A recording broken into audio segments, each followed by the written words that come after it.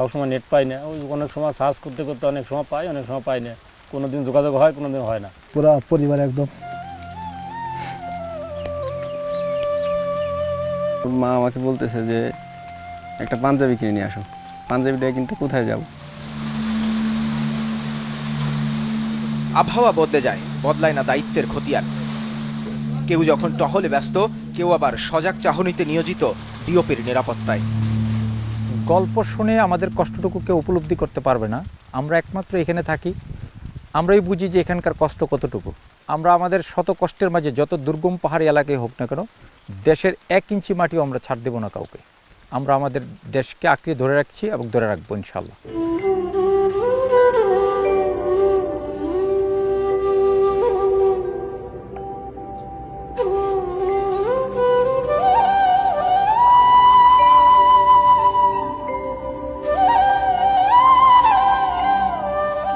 Border guard বাংলাদেশের এই সদস্যরা পরিবারকে যোজন দূরে রেখে অবিচল থাকে কর্তব্য আর নিষ্ঠায়। অবচেতনে তাদেরও মন কাঁদে। স্বজনের মুখ যখন ভেসে ওঠে মানুষপটে, চোখ ঝাপসা হয়, কাঁপে গলাও।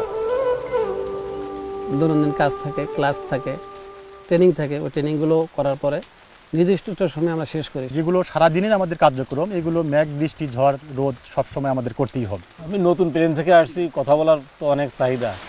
হঠাৎ করে কথা বলা বন্ধ হয়ে গেছে। এখানে সবসময় নেট পাই না, ওই অনেক সময় সার্চ করতে করতে অনেক সময় পাই, অনেক সময় পাই না। কোনো দিন যোগাযোগ হয়, কোনো দিন হয় না। বাড়ি যাওয়ার পরে বউ বাচ্চা বাড়ির সবাই কান্না, মানে পুরা পরিবার একদম।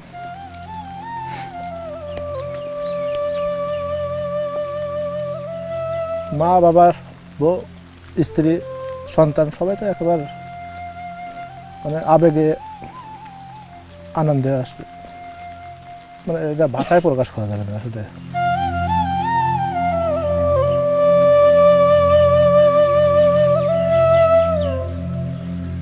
কোনো এক ঈদে আমার মা আমাকে বলতেছে যে একটা পাঞ্জাবি কিনে নিয়ে আসো। পাঞ্জাবিটা কিন্তু কোথায় যাব? আমাদের সব থেকে নিকটতম বাজার হচ্ছে সাজেক, যার আনুমানিক দূরত্ব হবে 90 কিলোমিটার থেকে 90 কিলোমিটার, যেখানে পায়ে হেঁটে গেলে ন্যূনতম 4 থেকে 5 দিন সময় লাগবে। তো আম্মাকে কি জবাব দিছিলেন? দিচ্ছি যে ইনশাল্লাহ পরে কিনবো, বাড়িতে আসলে। আমাদের তো ঈদ যখন বাড়িতে আসি তখনই আমাদের ঈদ। এই ক্যাম্প থেকে সুজা যাওয়ার বাড়ি সাধারণত 7 দিন টাইম লাগে। মানে ক্যাম্প থেকে লিঙ্ক মারফতে বেটলে যাওয়ার 5 দিন, আর ওখান থেকে যাইতে আমার বাড়ি 1.5 দিন লাগে। প্রায় 7 দিন, 6.5 থেকে 7 দিন টাইম লাগে।